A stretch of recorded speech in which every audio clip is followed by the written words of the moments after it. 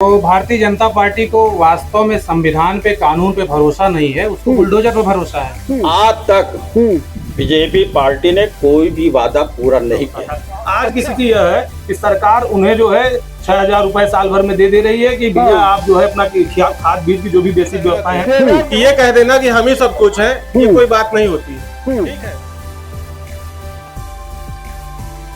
सरकार थी तो सबसे ज्यादा वादा इनसे पूछे कितनी कांग्रेस पार्टी वादा पूरा करती थी, ये बता। 6,000 क्या होता है? कोई किसान है 6,000 भिखमंगा है? 2024 में सबसे बड़ा मुद्दा है नौजवान बेरोजगार घूम रहा है। अब किए हैं कि पूरे नहीं किए हैं, किए हैं जो है जैसे नौकरी के विषय में किए थे उसको भी अभी पूरा नहीं हुआ है। 2024 में इस मुद्दे पे चुनाव लड़ेगी भारतीय जनता पार्टी। जो गुंडों की गुंडई खत्म हो चुकी है, जो गुंडई करते थे वो आज घर के अंदर है। लेकिन शिक्षा खत्म कर दिया, किसान परेशान हो गया, विद्यार्थी परेशान हो गया, सब लोग नौकरी की बाट जो रहे हैं, ये पकौड़ा तलने की बात कर रहे हैं। तो इससे 70 साल में इतना काम किया कि बीजेपी वाले वही बेच करके सारा कार्यक्रम कर। नमस्कार, एमटी टॉक शो के खास कार्यक्रम आपका सांसद कौन में आपका स्वागत है। आज हम फूलपुर लोकसभा के फूलपुर विधानसभा के सहसों इलाके में हैं।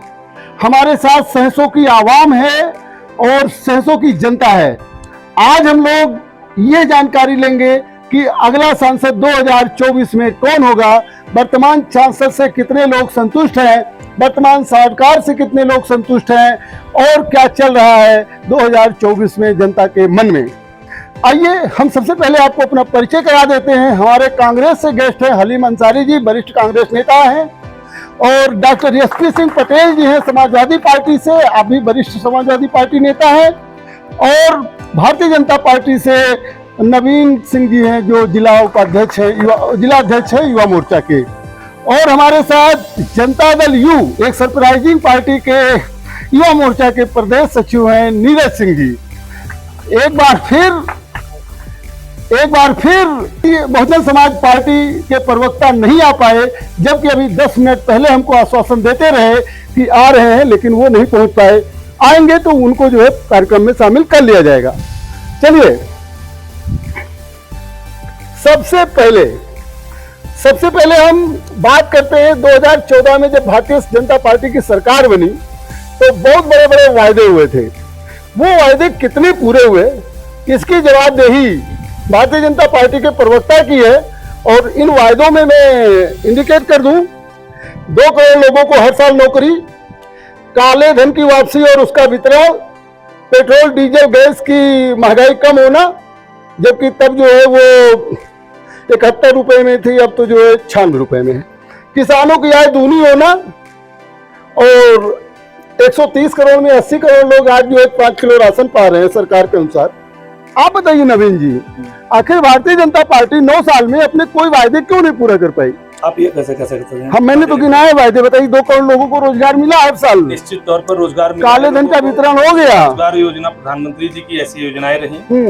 प्रधानमंत्री जी ने मुद्रा योजना का शुभारंभ किया, प्रधानमंत्री जी ने लोगों को प्रशिक्षण दिया, कौशल प्रशिक्षण के माध्यम से। छोटी छोटी, ऐसा नहीं है कि रोजगार देने का मतलब है कि हम सरकारी नौकरी में सबको नौकरी दे रहे हैं। रोजगार देने का मतलब है कि हम उन्हें किन्हीं न किन्हीं कार्यों के माध्यम से धन अर्जित करने का। किसानों की आय दूनी हुई 9 साल में, निश्चित तौर कैसे हुई? की आय भी दुगनी हुई है, 1345 रुपए। मुझे अगर आप काउंटर करेंगे तो फिर मैं कैसे बोलूं? तो मुझे तो डाटा बताना है ना। आपने जो है कहा किसानों की आय दुगनी हुई या नहीं, निश्चित तौर पर किसानों की आय दुगनी हुई है, किसानों की आय बढ़ाई गई। सरकार की योजनाओं में सबसे बड़ा, किसानों को बीज वगैरह खरीदने के लिए लोगों से कर्ज लेना पड़ता था, दुकानदारी पे उधारी रहती थी।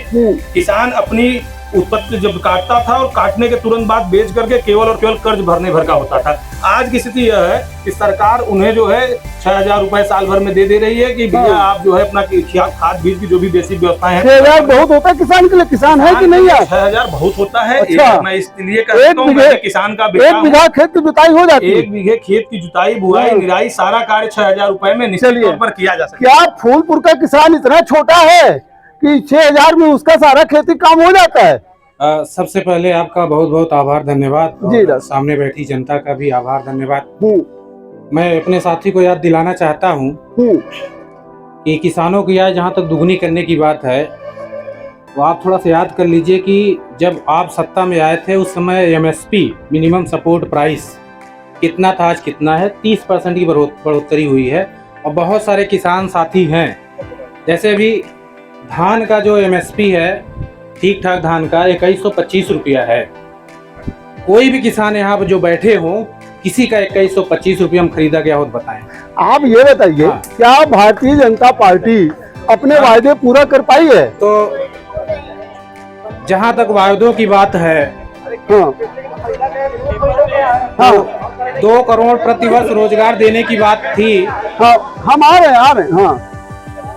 तो अभी तक 2 करोड़ लोगों का भारतीय जनता पार्टी ने रोजगार छीना है, यह मुझको जानकारी। अरे भाई, मंदिर बन गया, 3 तलाक का मुद्दा समाप्त हो गया, धारा 370 समाप्त हो गई, आवास 6000 रुपया मिल रहा है, और क्या चाहिए? नहीं, मैं तो भारतीय जनता पार्टी की सरकार को याद दिलाना चाहता हूँ, उन्होंने जो वादे किए थे उस पे कितना खरा उतरे हैं। मंदिर तो बाद में तय कर ली जाएगी, पहले रोजी रोटी का सवाल है, वह अगर सही होगा तो लोग कैसे पूजा करना है, किस मंदिर में जाना है, वो तय कर लेंगे। पहले रोजी रोटी का सवाल है। कांग्रेस प्रवक्ता से जानना चाहेंगे, क्या भारतीय जनता पार्टी ने 9 साल में अपने वायदे पूरा किए हैं? आज तक पहले तो मैं आपको शुक्रिया अदा करता हूं, आए हुए जनता सभी को हार्दिक अभिनंदन करना हूं। आज तक बीजेपी पार्टी ने कोई भी वादा पूरा नहीं किया। अच्छा, कांग्रेस का कहना है कि कोई वादा पूरा नहीं किया है। आप बताइए, क्या सरकार ने अपने जब वादे इनकी पूरा सरकार थी तो सबसे ज्यादा वादा इनसे पूछिए कितनी कांग्रेस पार्टी वादा पूरा करती थी, ये बता दें।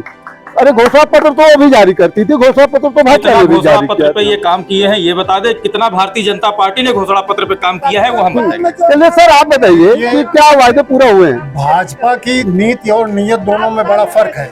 45 किलो यूरिया उससे बढ़े हुए दामों पर बेची जा रही है। इसी तरह डीएपी है, जो समर्थन मूल्य है उसको ये लोग आज तक नहीं बताए हैं। महंगाई की स्थिति ये है कि टमाटर देख रहे हैं आप, हर चीज पे दवा के दाम आप इस स्थिति में पहुंच गए हैं।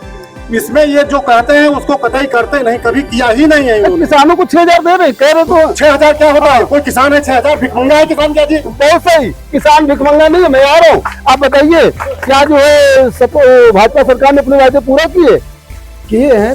हाँ। पूरा नहीं किए हैं, किए हैं जो है, जैसे नौकरी के विषय में किए थे, हाँ, उसको भी अभी पूरा नहीं हुआ है। और महंगाई भी आते जाते रहता है भाई, चाहे कोई भी सरकार हो, ये नहीं करेंगे नहीं होगा। हर सरकार में महंगाई। चलिए, मैं और लोगों से बात कर लेता हूँ, सामने फ्रंट पर बैठे। आप बताइए सर, क्या भारतीय जनता पार्टी ने 9 साल में अपने वायदे पूरा किए? अब इन्होंने जो वायदे की बात हुई थी, जैसे इन्होंने भाई मंदिर बनवा दिया, एक वादा पूरा किया, 370 हटवाया, दूसरा वादा पूरा किया, आवास दिया तीसरा, लेकिन शिक्षा खत्म कर दिया, किसान परेशान हो गया, विद्यार्थी परेशान हो गया, सब लोग नौकरी की बाट जो रहे हैं, ये पकौड़ा तलने की बात कर रहे हैं, तो स्थिति तो बहुत खराब। पकौड़ा तलने की बात कर रहे हैं सर, आप बताइए भोला जी, कांग्रेस ने कितना काम किया था महाराज? भाजपा कह रही है जितनी भी योजनाएं हैं सब कांग्रेस की देन है। 70 साल में इतना काम किया कि बीजेपी वाले वही बेच करके सारा कार्यक्रम कर रहे हैं। बीजेपी वाले बेच रहे हैं, बताइए।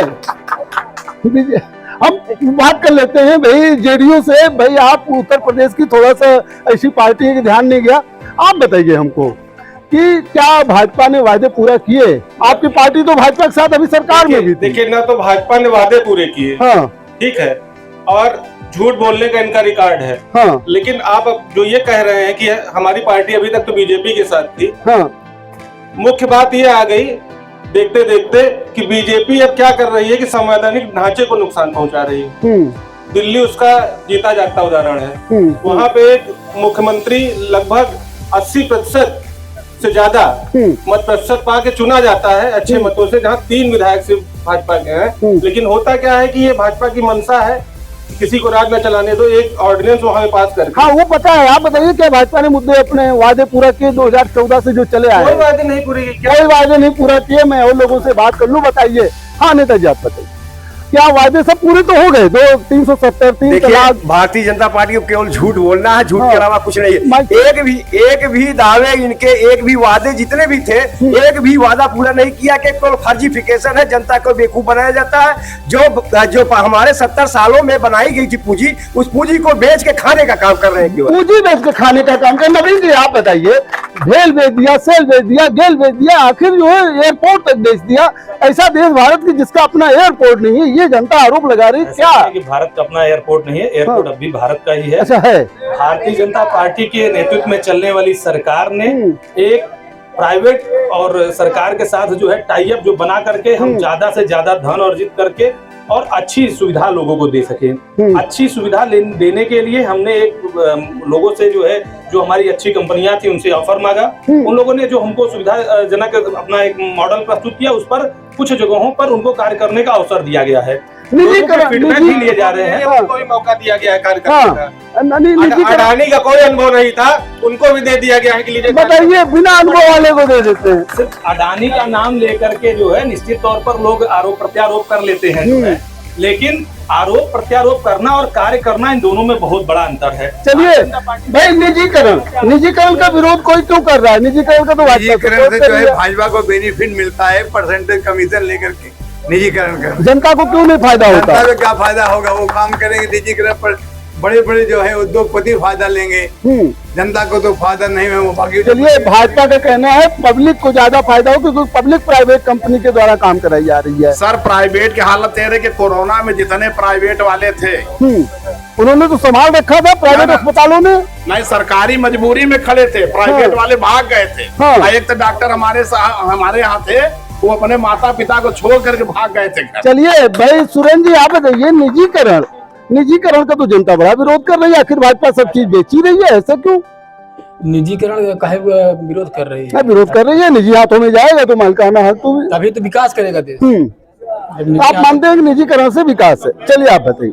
निजीकरण, हम कभी भी रेलवे स्टेशन प्लेटफॉर्म पे जाते थे तो हमेशा गंदगी कूड़ा करकट रहता था। जनता एक बार जाती है तो उसको लगता है कि वो साफ सफाई है। 50 रुपए टिकट दे लेना पड़ता है। 50 रुपए जो है 5 रुपए में था, और आज 50 रुपए में। लेकिन आज सुविधाएं भी जब रेट बढ़ता था तो भाजपा वाले आंदोलन करते। आज हर चीज का रेट बढ़ा है। अच्छा, ऐसा नहीं है। पहले 50 रुपए मजदूरी होती थी, 50 रुपए मजदूरी में 5 पैसा रेलवे का जब किराया बढ़ता था तो भाजपा वाले आंदोलन करते थे। और अब वो महंगाई जो है विकास लगने लगा। बहुत सही, महंगाई विकास लगने लगा। क्यों भाई? सही है, महंगाई विकास नहीं लगता। महंगाई हमेशा यह दर प्रतिशत एक दर से जो है हर प्रतिवर्ष बढ़ता है। यह निश्चित तौर पर ऐसा नहीं है कि जब सन 47 में देश आजाद हुआ तब से आज तक, जब तक कांग्रेस की सरकार चली तो महंगाई नहीं बढ़ी। कांग्रेस की सरकार चली तब भी महंगाई बढ़ी, भारतीय जनता पार्टी की सरकार चले तब भी महंगाई अपने दर पे बढ़ रही है। तय है वो बढ़ेगी, लेकिन उसके सापेक्ष जनता को सुविधा मिल रहा है। चलिए मैं 2024 चुनाव पर आता हूँ। कांग्रेस से पूछना चाहेंगे 2024 में चुनाव के क्या मुद्दे होंगे? चुनाव के मुद्दे होंगे क्षेत्र का विकास हो, और करीब 25 साल पहले जो है यहाँ फूलपुर में जो इफ्को फैक्ट्री लगाई गई थी, उसके बाद से यहाँ पर कोई फैक्ट्रियां लगी हो तो वो बताए जनता।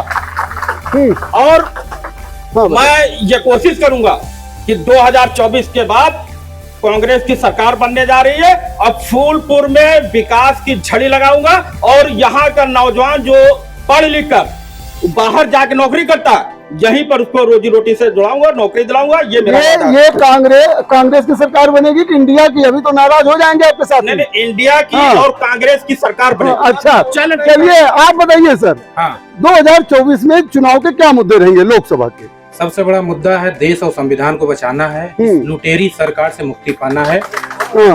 जब तक, कहने का मतलब पहले घर बचाना है, कमरे तो बाद में बांट लिया जाएगा। ठीक, तो जो सबसे बड़ा मुद्दा है वो बेरोजगारी का है, गरीबी का है, महंगाई का है, भ्रष्टाचार का है। यह चरम पर है। आप गरीबी में देख लीजिए, भारत पहले 55वें पोजीशन पे था जब कांग्रेस की सरकार थी, आज वो 107 है। 121 देशों में से 107वें पायदान पर 107वें पायदान पर ला दिया भाजपा ने। मैं आपके पास आ रहा हूँ, अब आप बताइए 2024 में क्या मुद्दे होंगे? देखिए, सबसे बड़ा मुद्दा तो ये है इस समय देश के सामने कि जो ये संवैधानिक ढांचे को नुकसान पहुंचाया जा रहा है। अभी मैंने दिल्ली बिल की चर्चा की ही थी, लेकिन एक बात और बता दूं, इलेक्शन कमीशन में चुनाव आयुक्त को चुनने की जो प्रक्रिया थी उसको बीजेपी बदल रही है। बताइए, अपना पैदा बैठाना चाह रही है, वो सीजीआई को ही हटा मतलब ये मुद्दा बनेगा। ये बहुत बड़ा मुद्दा है। महंगाई और गरीबी ये मिटती रहेगी, थोड़ा बहुत घटता बढ़ता रहेगा, लेकिन अगर संवैधानिक ढांचे से खिलवाड़ हो जाएगा तो वो चीज लौट के नहीं आएगी। लोकतंत्र के लिए खतरा, बिल्कुल लोकतंत्र के लिए खतरा। अच्छा आप बताइए, भाजपा वाले हमको बताएं कि 2024 में क्या मुद्दे रहेंगे। उनके पहले मैं बता दूं, एनटीपीसी हो या भेल हो, सेल हो, गेल हो, बीपीसीएल हो, बैंक हो, एयरपोर्ट हो, रेलवे हो, बिजली तक का निजीकरण हो गया। आखिर इतने सालों में नया क्या बना और अगला मुद्दा क्या होगा? भारतीय जनता पार्टी के नेतृत्व में जब से 2014 के बाद से सरकार चल रही है, आपका आरोप है कि निजीकरण हो गया। मेरा कहना है कि उस निजीकरण के माध्यम से भारतीय जनता पार्टी ने समाज को एक ऐसा माहौल दिया, एक ऐसी व्यवस्था दी जिसमें अच्छी सड़कें, अच्छी बिजली व्यवस्था, लोगों को सुरक्षा, सुविधा, स्वास्थ्य, सारी चीजों को बेहतर। नहीं ये बताइए, कोरोना जैसी बड़ी महामारी में भी इस सरकार ने बहुत संतुलित तरीके से उस पूरी बड़ी महामारी को कंट्रोल कर दिया, लोगों को फ्री वैक्सीनेशन कराया, उसमें किसी भी प्रकार से निजीकरण आड़ नहीं आई। और सुनिए, 2014 के पूर्व 2024 में क्या मुद्दा होगा? 2014 के पूर्व में यहाँ पे जो सड़कें आप देख रहे हैं, इन सड़कों की बुरी दुर्दशा हुआ करती थी, बड़े एक्सीडेंट हुआ करते थे। चलिए मैं और लोगों से बात कर लेता हूँ, जनता से भी बात कर लेता हूँ। बैठिए सर, आप लोग आए, स्वागत है। 2024 में क्या मुद्दा होगा? महंगाई और बेरोजगारी। महंगाई बेरोजगारी, क्योंकि हमारा देश, हमारा जो नौजवान है वो बेरोजगार होकर घूम रहा है, और हमारा जो गरीब किसान मजदूर जो है, वो मजदूर जो है मतलब कायदे से मजदूरी करके भी अपना पेट नहीं पाल पा रहा, इतना मतलब महंगाई बढ़ गई। सर 24 में क्या मुद्दे रहेंगे आप? मेरा मुद्दा जो यहाँ का सांसद है वो बाद में, फूलपुर में दिखाई नहीं पड़ा, विकास के नाम पे जीरो। आप नेशनल मुद्दे पर बात करिए, हम अभी स्थानीय मुद्दे पे। अम्बेडकर जी का जो कानून बनाया गया है, जो संविधान बना है, इसको बचाना होगा। चलिए नेताजी आप बताइए सर, क्या मुद्दे होंगे 2024? 2024 का मुद्दा जो महिलाओं के साथ रेप हो रहा है, आप देखे होंगे, ये सबसे बेकार है। और स्मृति ईरानी जी जो डांस कर रही थी सिलेंडर लेकर, तब 370 रुपए में था या 400 में था। महंगाई मुद्दा रहेगा, महंगाई मुद्दा रहेगा। हमारे क्षेत्र में अभी डकैत से लड़ते हुए पाल बिरादरी अपनी जान गंवा दिया। अगर लड़ता ना तो कम से कम 4-6 घर और लूट लेते। ठीक है, कानून व्यवस्था मुद्दा, कानून व्यवस्था। कुशवाहा को सांड ने मार दिया, एक सांड ने मार दिया कुशवाहा को, उसको घुमा दे रहे हैं। आज तक सांड के पीछे पुलिस लगानी पड़ेगी। आप बताइए सर, मुद्दे क्या रहेंगे? मैं आ रहा हूँ, मैं आ गया। हमारा मुद्दा केवल विकास का है, चलिए आप बताइए 2024 में क्या मुद्दे रहेंगे? आइए इधर आइए। 2024 में सबसे बड़ा मुद्दा है नौजवान बेरोजगार घूम रहा है। अब इससे बढ़ के क्या चाहिए कि नौजवान बेरोजगार घूमे, लॉलीपॉप भी। 2014 के पहले बड़ी वादा लेके आई थी, इनका कहाँ गया? 2 करोड़ रोजगार, 15 लाख आपके खाते में आए क्या? मैं भी एक बात रखना चाहता हूँ। मैं आ रहा हूँ, बैठिए। तो कहाँ है आप? नाम क्या है आपका? आप मुझे भी देखिए, शाहिद इंसान। शायद बैठिए, मैं आ रहा हूँ। हाँ, 15 लाख आपके खाते में आए क्या? अच्छा बोले क्या मुद्दे रहेंगे 2024 के मुद्दों पर वोट करेंगे? 2024 में क्या कहते हैं, नौजवानों ने रोजगारी के नाम पे, महंगाई के नाम पे, भ्रष्टाचारी के नाम पे, मणिपुर जैसे घटनाएं के नाम पे वोट करेगी। चलिए आप बताइए 2024 में क्या मुद्दे रहेंगे? मुद्दा क्या रहेगा? अच्छाई तो लोग देख नहीं रहे हैं, रंगदारी बंद हो गई है हर जगह, रंगदारी बंद हो गई है। हाँ, सारे गुंडा बंद हो गई है। चलिए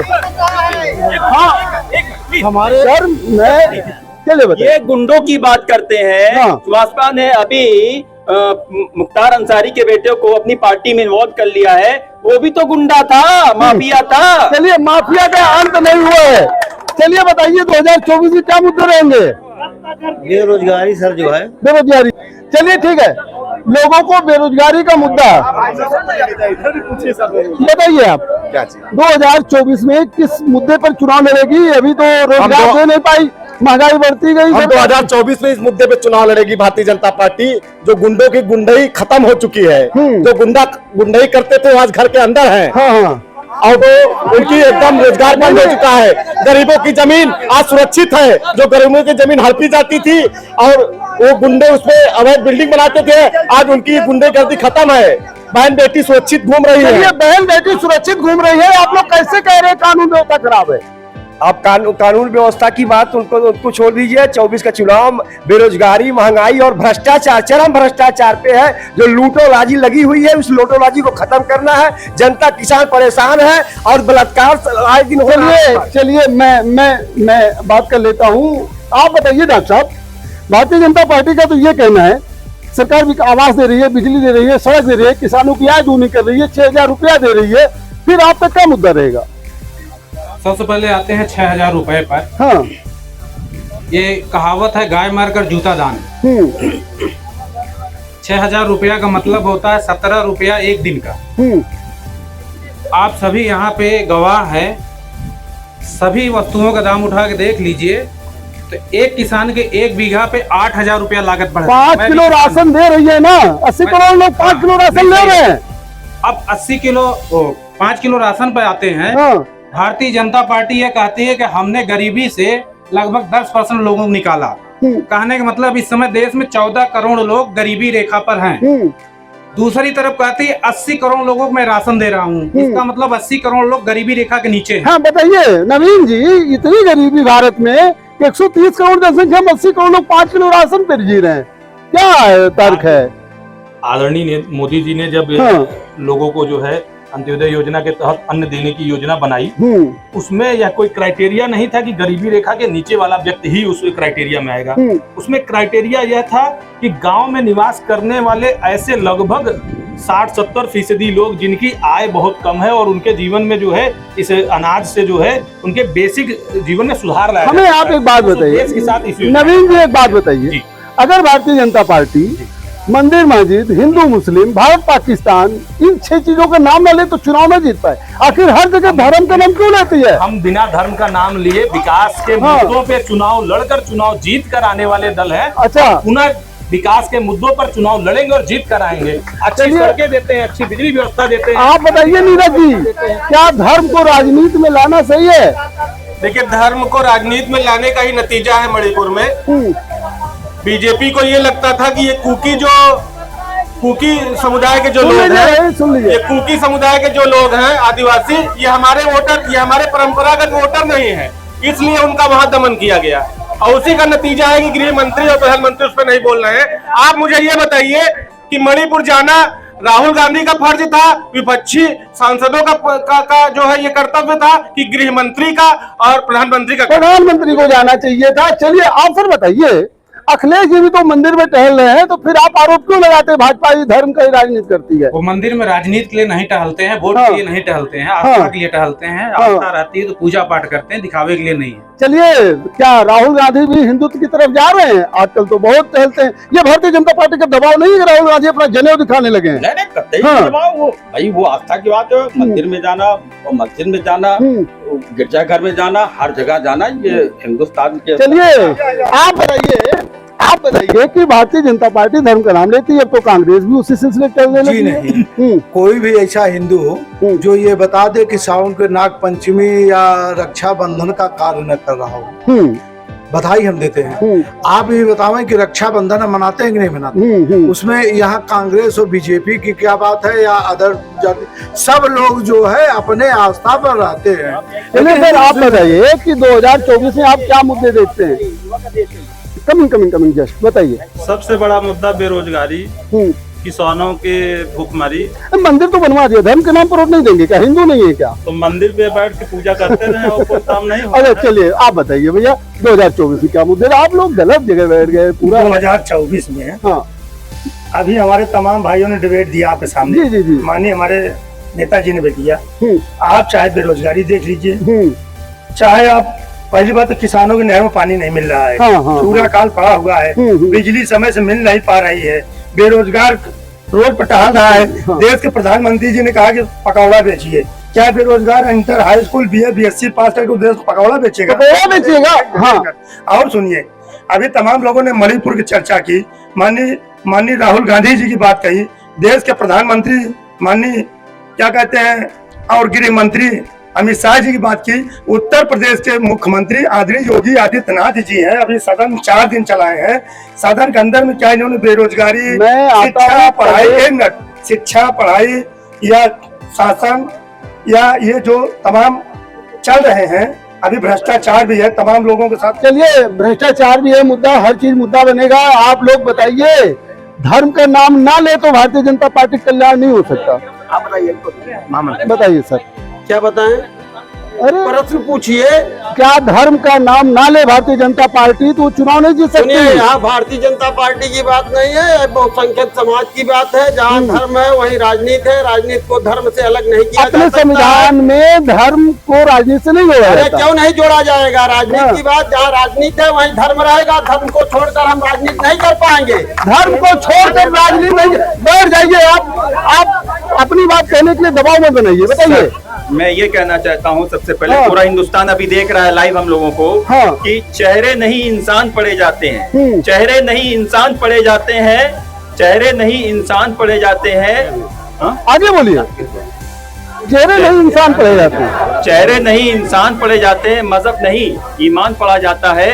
और भारतीय एक ऐसा देश है जहाँ एक साथ गीता और कुरान पढ़ा जाता है। और अगर दिवाली में अली का नाम है और राम में रमजान का नाम है, तो हिंदू मुसलमान में लड़ाई का क्या काम है? We are Indian people. हिंदू मुस्लिम में लड़ाई का क्या काम है, आप बताइए। भारतीय जनता पार्टी अगर धर्म का नाम न ले, वो चुनाव कभी नहीं जीत सकती, क्योंकि मोदी ने 2014 में मंच से शमशान और कब्रिस्तान की बात करके 2014 में जनता को मूर्ख बनाकर, बेरोजगारी, महंगाई जैसे मुद्दों से बहकाकर जनता को हिंदू और मुसलमान के नाम पर वोट लिया है। और 2024 में जनता को हिंदू मुसलमान के नाम पे लिया। आज बहुत बड़ा मुद्दा देश में बना हुआ है बीएड और बीटीसी, जिसको लड़ाने का भी काम भारतीय जनता पार्टी ने किया। बेरोजगारों को लड़ाने का काम कोर्ट का फैसला था, कोर्ट का फैसला था, लेकिन एनसीईआरटी मानव संसाधन विकास मंत्रालय द्वारा तय किया गया। अगर शिक्षा की नीति अगर नहीं तय कर पा रहे हैं ये लोग, चाय बेचने वाले अपने आप को बताते हैं, वास्तव में ये शिक्षा नीति पर कोई बात नहीं, शिक्षा नीति पर कोई बात नहीं करते। चलिए आप बताइए, युवा तो बहुत परेशान है, शिक्षा नीति पर बात नहीं, बीएड बीटीसी वाले परेशान है। जो पढ़ेगा वही बढ़ेगा, जो परेशान क्यों है? डिग्री पढ़ा, जो साक्षर है वो कोई काम कर रहा है। बिना डिग्री के तो ऐसा नहीं है कि बिना डिग्री के कोई नहीं है, डिग्री वाले ही परेशान है। सर आप बताइए, सर आ रहा हूँ, आप बताइए कि भाजपा क्या धर्म का अगर डालती है तो अब की बार क्या धर्म के नाम पे नहीं चुनाव होगा? मंदिर मुद्दा नहीं बनेगा? धर्म, संप्रदाय, क्षेत्र, भाषा सब इनका चल गया। अब जनता इस पे नहीं जाएगी। सुनिए, जनता विकास चाहती है, जनता रोजगार चाहती है, और चाहती है कि इस तरह के जो गुंडे लफंगे हैं वो हटे यहाँ से, गुंडे लफंगे हटे। सर आप बताइए 2024 में क्या मुद्दे होंगे? चाय तो बेचते कोई नहीं देखा, मगर देश बेचते पूरा हिंदुस्तान देख रहा है। देश बेचते हिंदुस्तान देख रहा है। बताइए, नीरज जी आप क्या कहना चाह रहे हैं? देखिए, दो मुद्दे पे हमको बोलने दीजिएगा। पहला मुद्दा तो देखिए, एक भाई ने हमारे उठाया कि गुंडों का सफाया हो गया। ब्रजभूषण शरण सिंह को किस कैटेगरी में रखते हैं? पहली बात। दूसरी बात कि अतीक अहमद, एक पूर्व सांसद और एक उसका भाई पूर्व विधायक अशरफ, उसको पुलिस के घेरे में, कस्टडी में 2-3 गुंडे मार के चले जाते हैं, तो 2 गुंडों को खत्म करने के लिए 3 गुंडे आप और बना रहे हैं। कहाँ गुंडागर्दी खत्म है? ये बात एक बात। दूसरी बात, हमारे श्रेष्ठ जन है, ये कह रहे हैं कि जहाँ धर्म है वही राजनीति है। अभी नो हरियाणा की बात है, बिट्टू बजरंगी उर्फ राजकुमार लोहार, इनका काम तो किया वहां जाके, दंगे फैलाने में खूब रोल रहा उसका। उसने कहा जीजा आ रहे हैं लोकेशन देख के, लेकिन बाद में जब वो पहचान लिया गया, फंस गया, पीसी बजरंग दल ने कह दिया कि हमारा बंदा नहीं है। बताइए ये कैसी राजनीति है? चलिए डिबेट आगे बढ़ता रहेगा। वक्त है एक छोटे से कमर्शियल ब्रेक का।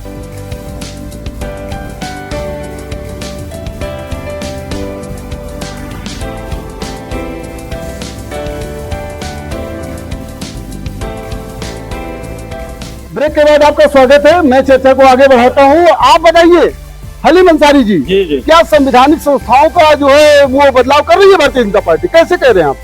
अरे पूरे तरीके से संवैधानिक संस्थाएं के ढांचा को नेस्त नाबूद कर। नहीं, जब कांग्रेस की सरकार थी दूसरे तो राज्य सरकारों को बर्खास्त किया था, तो अब अगर भाजपा कर रही तो क्यों परेशानी हो रही है? नहीं, तो ये थोड़ी ना रेवड़ी के तरीके के, जिसको देखो उसी को बर्खास्त, जिसको देखो उसी के सदस्य समाप्त कर रहे हैं। कभी बताइए कि किसी की सदस्यता समाप्त की हो कांग्रेस पार्टी ने? कांग्रेस नहीं, वो तो कानून बन गया ना, सजा मिलेगी तो सदस्यता समाप्त होगी। सजा मिलेगी उसके तहत होगी कानून। यही तो था।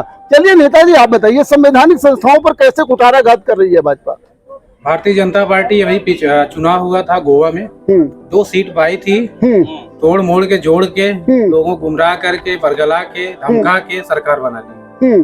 कर्नाटक में चुनाव हुआ था, कांग्रेस की सरकार बनी थी, वहां तोड़ के सरकार बना ली।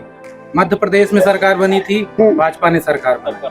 तो ऐसे बहुत सारी चीजें हैं। अभी हाल में सुप्रीम कोर्ट का डिसीजन आया था दिल्ली गवर्नमेंट पर कि बहुत सारे नियुक्ति में ट्रांसफर में उनका अधिकार होगा, लेकिन इन्होंने इस तरीके से ऑर्डिनेंस लाकर पूरे फैसलों को पलट दिया। मैं थोड़ा सा आपका ध्यान आकर्षित करना चाहूंगा। एक अभी युवा साथी ने बोला है बीएड का मामला, बीएड बीटीसी कि बीएड के मामले में सरकार बोल रही कोर्ट का डिसीजन है। वहाँ भी तो कोर्ट का डिसीजन था दिल्ली में, तमाम जगह तो अध्यादेश ला के पारित कर दिया। यहाँ अध्यादेश नहीं लागू कर सकते हैं कि बीएड बीटीसी को सुरक्षित किया जाए, कैसे? बिल्कुल बिल्कुल। अब ये सवाल तो भाजपा से रहेगा, बहरहाल टफ सवाल है। आप बताइए, तमाम संवैधानिक संस्थाओं पर इस तरीके से जो हमला हो रहा है, इससे जो है लोकतंत्र कहाँ मजबूत हो रहा है? चुनाव आयोग पर ले लीजिए, कोर्ट पर ले लीजिए, अध्यादेश लाके काम को थोप देना। कोर्ट अपने आप में सक्षम है। न्यायालय के व्यवस्थाओं में कभी सरकारों का कोई रोल न होता है, न न्यायालय में कभी भी कोई भी सरकारें हस्तक्षेप करती है। हस्तक्षेप करने का इतिहास कांग्रेस वगैरह का रहा है। भारतीय जनता पार्टी ने कभी न्यायालय के किसी भी विषय में कभी कोई दखल नहीं दिया है। सर आप बताइए, आपका तो कहना है कि भाजपा जो है किसी संवैधानिक संस्था पर हमला नहीं कर रही है। कैसे नहीं कर रही है? हाँ। दिल्ली का जो बिल है वो जीता जागता उदाहरण है। केजरीवाल 80% से अधिक मत प्रतिशत से मुख्यमंत्री बने हैं और इनके सिर्फ 3 विधायक है वहाँ पे, तब भी वो कुछ कर नहीं पा रहे। लेकिन कर इसलिए नहीं पा रहे हैं कि वो भी जो है ऑर्डिनेंस लाके खत्म कर दे रहे हैं। ठीक है। और हमने अभी जो है चुनाव आयोग की नियुक्ति का मामला में बताया, हमने लोकसभा कार्रवाई का हिस्सा है और वो लोकतंत्र का हिस्सा है। अध्यादेश भी लोकतंत्र का हिस्सा है। चलिए मैं इधर से चालू करता हूँ। सर आ रहा हूँ, 1 मिनट। आप बताइए, क्या संवैधानिक संस्थाओं पर कुठाराघात हो रहा है? बहुत बड़ा कुठाराघात कैसे हो रहा है? भाजपा तो कह रही संविधान को बदल रहे हैं। भाजपा के जो आरएसएस के राष्ट्रीय संघ स्वयं सेवक संघ के जो मतलब राष्ट्रीय अध्यक्ष जी हैं, जो है मोहन भागवत जी, वो इस संविधान को समाप्त करके पुनः अपना जो संविधान वो बना करके लागू करना चाहते हैं, जो हमारा संविधान खतरे में पड़ा हुआ है। खतरे में पड़ा हुआ है? क्या बताइए आप, क्या संविधान वास्तव में खतरे में है? संविधान बिल्कुल खतरे में है। अगर गलती से भारत देश की जनता अब की बार बीजेपी को मौका दिया तो न ये संविधान बचेगा, न शिक्षा बचेगा, और शिक्षा के साथ चिकित्सा भी नहीं बचेगा, अधिकार भी खत्म हो जाएगा। चलिए, न शिक्षा बचा। आप बताइए, क्या संविधान पे हमला हो रहा है? संविधान पे हमला उसी दिन हो गया जब ये जीत गए थे। संविधान बेच देंगे, ये देश बेच देंगे। और जो पढ़ाई की बात हो, आज हम कॉलेज में बैठे, यहीं के हम लोग पढ़े छात्र हैं विवेकानंद के, और यही मेरा क्षेत्र रहा, जिला पंचायत। यही तो मैं चुना गया था। और ये लोग 100 रुपए जहाँ फीस लगती थी। आप बताइए सर, संविधान पे बात करिए, मुद्दे पे बात किया करिए। आप बताइए सर, संविधान में क्या कुठाराघात हो रहा है? संविधान में जो हो रहा है वो आगे चल करके आप देखेंगे तो संविधान में बहुत सारी चीजें ऐसी आ रही हैं कि जिनकी जरूरत आज सरकार नहीं समझ रही है। उन संविधानों में तो कुछ न कुछ फेरबदल कर रही है। तो हमारे लोगों के समझ में यही आ रहा है कि संविधान को ही खत्म कर दिया जा रहा है। ऐसा नहीं है, संविधान खत्म नहीं किया जा रहा है। संविधान अपने स्थान पर है। उसमें जो भी पुरानी त्रुटियां थी, जो आज की जरूरत है, संविधान में जो आज की जरूरत है, उसको लाया जा रहा है। उन सारी चीजों को लाया जा रहा है। क्या संविधान पे कुछ ऐसी व्यवस्था है? संविधान पर जो संशोधन किया जा रहा है, आज के जरूरत के हिसाब से किया जा रहा है। और ये विपक्ष जो आरोप लगा रहा है, इसने भी कई संशोधन किए हैं, ऐसा नहीं है। अच्छा आप बताइए, संविधान पे क्या आपको लगता है कि अंग्रेजों का प्रतीक चिन्ह हटाया जा रहा है? अच्छा। और अंग्रेजों के माध्यम से ये षड्यंत्र करके जो है एक नए तरीके का जो मतलब फिर बदल किया गया था, उसी को हटाकर पुनः जो है अंग्रेजों का प्रतीक बताइए तो चाटू। अंग्रेजों का प्रतीक ये है, जैसे स्टार लगा हुआ है आपके राष्ट्रपति भवन में, देखिए सबसे ऊपर स्टार लगा हुआ है। अच्छा। उस स्टार तो अधिकारियों के बैच पर भी लगा होता है, हटा देंगे? स्टार वो जो है विक्टोरिया की निशानी है। अच्छा चलिए ठीक है, मैं आगे आता हूँ। सर आप बताइए, आखिर भारतीय जनता पार्टी को क्या ऐसी जरूरत पड़ गई कि वो संविधान को बदलने की बात कर रही है? जो हमारे समाजवादी पार्टी और कांग्रेस के साथी संविधान को मोदी जी बर्बाद कर रहे हैं। मेरा सवाल सुनिए ना। संविधान सुरक्षित रहेगा, लेकिन जो फर्जी संविधान की दुहाई देने वाले लोग हैं, अगर 2024 में भारतीय जनता पार्टी आएगी तो फर्जी दुहाई देने वाले लोग ये लोग समाप्त हो जाएंगे। चलिए सर आप बताइए, मेरा सवाल पहले सुन लीजिए। एक मिक्सर आया, संविधान एकदम सुरक्षित है। मेरा कहने का मतलब है कि जब 368 अनुच्छेद 368 के तहत संशोधन हो सकता है, फिर इसको बदलने की चर्चा क्यों हो रही है? बदलने की चर्चा ही है कि लोगों को उठाना है, संविधान बदल के छोटी जातियों को ऊपर उठाना है। जातियों को उठाने के लिए संविधान बदला जा रहा है, क्यों नहीं बदला जा रहा है? अरे आप बताइए पटेल साहब, संविधान पर क्या कुठाराघात कर रही है? देखिए, संविधान पर कुठाराघात अगर शिक्षा को ले लीजिए आप, मान लीजिए कि शिक्षा में जो परिवर्तन हो रहा है, अच्छा 12 पास करने के बाद अब जाति आधारित शिक्षा दी जाएगी। विश्वकर्मा जो है लोहारी करेगा, कुहार कुहारी करेगा, धोबी कपड़ा धोएगा, और ये शिक्षा गलत है। सबको एसडीएम डीएम बनने की। दूसरी चीज आप देख लीजिए, जो लेटरल एंट्री करके प्री मेन और इंटरव्यू दिए बिना डायरेक्ट सचिव बना दिए जा रहे हैं, सही गलत हो रहा है। सर आप बताइए, क्या संविधान में कुठाराघात हो रहा है? बिल्कुल हो रहा है। दलितों के मुंह में पेशाब किया जा रहा है भाजपा के नेता। देखो, संविधान के बारे में बात करते हैं, आप बताइए। भारतीय जनता पार्टी तो कह रही संविधान में जो बदलाव हो रहे हैं वो सबके हित में हो रहे हैं। क्या भारतीय जनता पार्टी संविधान के साथ खिलवाड़ कर रही है? जो भी आरक्षण है, अभी डॉक्टर भीमराव अम्बेडकर विश्वविद्यालय में जो पीएचडी करने वाले आरक्षण के अंतर्गत छात्रों को नियुक्ति होनी थी एडमिशन, वो जो है दलितों बैकवर्डों को 0 कर दिया गया। सामान्य क्लास के लोगों को जो है इसमें भरा गया। और ये भारतीय जनता पार्टी मस्जिद में मंदिर ढूंढ रही है। कोई विकास का कार्य सिर्फ मस्जिद में मंदिर ढूंढने का काम कर रही है, कोई विकास का कार्य कर रही है। कोई विकास का काम नहीं कर रही। आप बताइए, भारतीय जनता पार्टी संविधान के साथ खिलवाड़ करके देश को गुलामी की जंजीरों से जकड़ रही है और आरक्षण खत्म कर रही है। बैकवर्ड और 80 के आरक्षण खत्म करके और सामान्य को आरक्षण पूरा देना चाहते हैं। उन्होंने बांदा यूनिवर्सिटी में से लेकर के सभी 69,000 शिक्षकों की भर्ती में उन्होंने पूरा आरक्षण, पिछड़ी जात का आरक्षण खत्म कर दिया है। चलिए, आरक्षण खत्म करने का काम कर रही है भारतीय जनता पार्टी। हम लोग बात करते हैं, आइए आगे। अच्छा चलिए, नीरज जी क्या कहना चाहते हैं, जल्दी बोलिए। अभी एक साथी कह रहे थे कि अंग्रेजों का निशान मिटाया जा रहा है। मध्य प्रदेश के मुख्यमंत्री अपने बेटे को विदेशी यूनिवर्सिटी से LLB LLM कराना पसंद करते हैं। निशिकांत दुबे भाजपा नेता, उनकी बेटी विदेश में पढ़ती है। संजय जायसवाल बिहार के भाजपा के बड़े नेता हैं, उनकी लड़की लड़के विदेश में पढ़ते हैं। बताइए, आप बताइए, कह रहे हैं अंग्रेजी विदेश में पढ़ते हैं वो सही है, लेकिन अंग्रेजियत खत्म करेंगे। चलिए आप बताइए नवीन जी, चलिए हम लोग अभी चुनावी मुद्दे में रहते हैं। इंडिया गठबंधन का विरोध करते करते Bharatiya Janata party real India का विरोध करने लगी, क्विक इंडिया बोलने लगी। आखिर राजनीतिक गठबंधन इंडिया बोलने लगी, इसका मतलब भारतीय जनता पार्टी इंडिया का विरोध कर रही। ऐसा करना आपके अंदर कहीं न कहीं यह दर्शाता है कि आप भी जो है भारतीय जनता पार्टी के प्रति दुर्भावना के शिकार हो। नहीं, आप ये हो रहा है, मैं स्वतंत्र बात कर रहा हूँ। इस तरह के शब्द शोभनीय नहीं, गलत बात है, गलत बात है। आप बताइए वो रियल, हाँ आप पत्रकारों को भी आप टारगेट करेंगे। मैं ये कहना चाह रहा हूँ, कहने का लोगों ने कहा, भाजपा के ही लोगों ने कहा कि प्रेमबल से इंडिया हटा देना चाहिए। भाजपा के लोगों ने कहा है भारत का नाम तो भारत है, इंडिया कहाँ से आ गया? भारत का नाम भारत है। भारत की सभ्यता पुराने समय से, हम सनातन धर्म के लोग जो भी पुराने समय से आप इतिहास पाएंगे तो भारत या इंडिया सब। आपको नहीं लगता है कि विपक्ष ने जो है बहुत ले लिया इंडिया नाम रख के गठबंधन का? नाम रखने से बढ़त हो जाएगी। शेर सिंह रख लेंगे तो शेर हो जाएंगे, ये संभव नहीं है। शेर सिंह रखने से कोई शेर नहीं होता है। इंडिया नाम रख करके कहीं न कहीं इन लोगों ने अपने मन के अंदर भरे हुए जो द्वेष भावनाएं, देश के अंदर विभाजन की टेक्निक रही है। कांग्रेस का इतिहास है फूट डालो राज करो की नीति पर कांग्रेस ने कार्य किया। देश, मेरी बात खत्म होने दीजिए, एक मिनट सुन लीजिएगा। कांग्रेस की नीति नहीं है। कांग्रेस सत्ता में जब भी रही, मेरी बात मानी जी मेरी बात खत्म होने दीजिएगा, आपकी बात सुनूंगा। कांग्रेस के लोगों ने मुसलमानों के अंदर भय पैदा किया कि जब भारतीय जनता पार्टी सत्ता में आएगी तो आपका अहित होगा। मैं पूछता हूं, पिछले 10 साल से भारतीय जनता पार्टी सत्ता में है, किस मुसलमान का क्या अहित हो गया? भारतीय जनता पार्टी क्या किसानों हमारे पूछो क्या?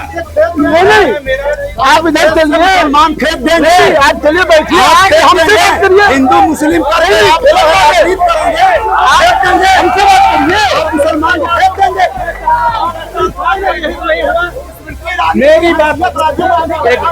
मेरी बात सुन लीजिए, आपकी बात मैं सुन रहा हूँ।